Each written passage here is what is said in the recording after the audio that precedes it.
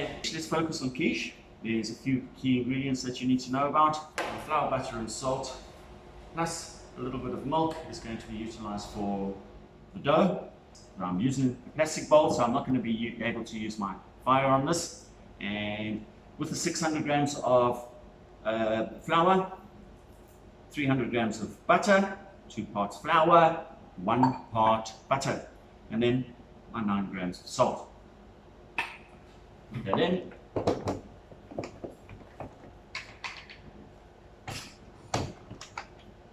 And put it on slowly.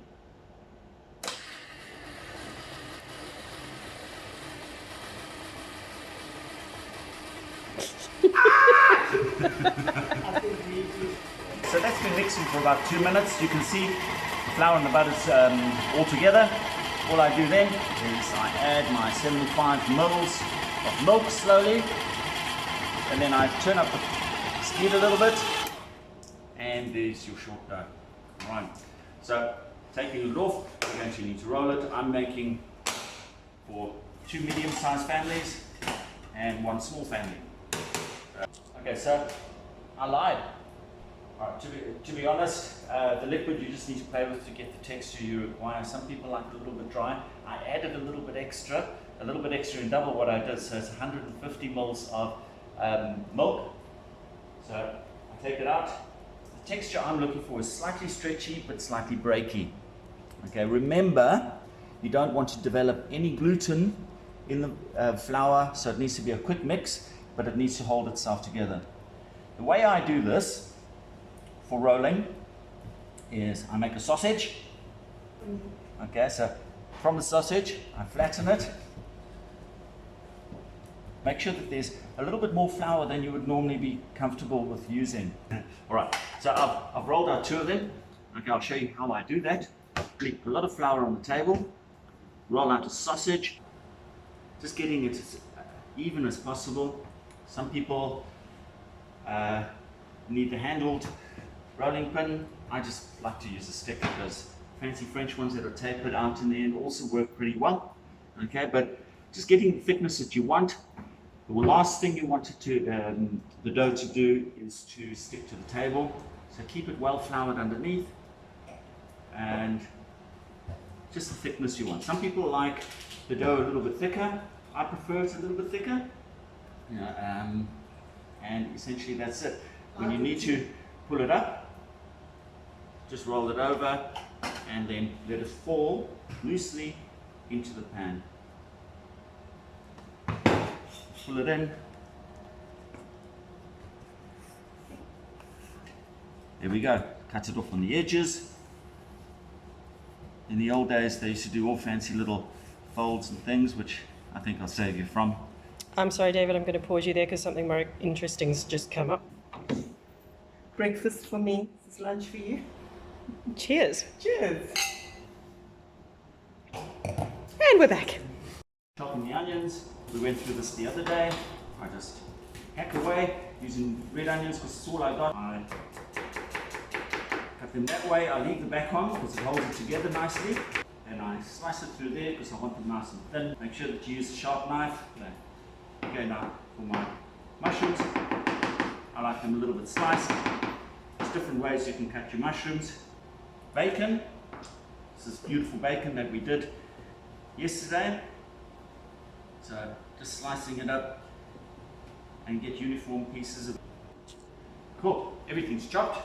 I just want to fry it up, get everything together. So into a pan, add a bit of oil in there, get the heat up nicely. I start with the onions. Onions in. I am going to add the bacon in at the same time as the onions, and they'll brown pretty much at the same time. So getting those flavor profiles up together. Fries caramelizing nicely. I'm going to add my mushrooms to that, let them sweat through, and then I'll add the sun-dried tomatoes and olives. They're already perfect as they are, they're edible as they are, so they don't really need to cook, so I just add it to the mixture. I've added all the ingredients, I've got them to the stage that I want them to. All that remains is to get the bacon and the bits inside there, equally distributing it, however many you want. Add the cheese or whatever else, you need to add. And then we're on to the Royale. Okay, now with the Royale, that's the key of a quiche. All right, that creamy, custardy base that you're looking for in every quiche. All right, I get that by using milk and cream. Play with your ratios. You know, if you just want to use a little bit of cream, use a little bit of cream. If you want to just use milk, just use milk. But just remember the basics is 2 parts liquid, 1 part egg. Okay, so I'm going to add the eggs into my blender here. Okay, so I'm using 9 eggs plus 1 for bonus. Okay, if you add too much eggs, it just gets more rubbery. I am adding the extra egg just for security, making sure it sets nicely. And then my milk and my cream, then just to blend it up. Right. Lid on, or else you spray paint your kitchen, which I'm sure everybody would rather avoid. So you've got lots of time. So cleaning the ceiling might not be a bad idea. Right, I'm going to switch it on.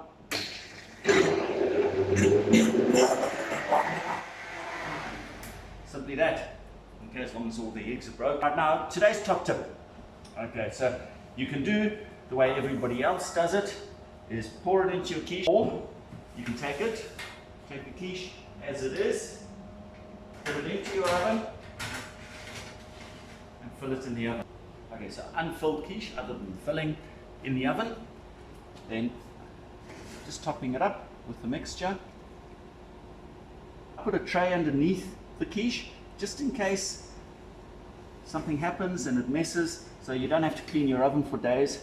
One more top tip that I like to do for this, to distribute the items. Remember, I put the hot filling inside it, and then I put the cheese on. And I found before that if you don't just give it a slight stir, you have custard on top and filling at the bottom, and I'd rather avoid that.